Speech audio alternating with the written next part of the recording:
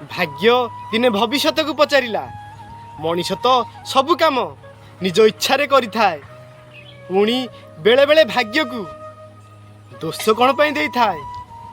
ଭବିଷ୍ୟତ ଏକଥା ଶୁଣିବା ପରେ ଖୁବ୍ ସୁନ୍ଦର ଉତ୍ତରଟିଏ ଦେଲା ବନ୍ଧୁ।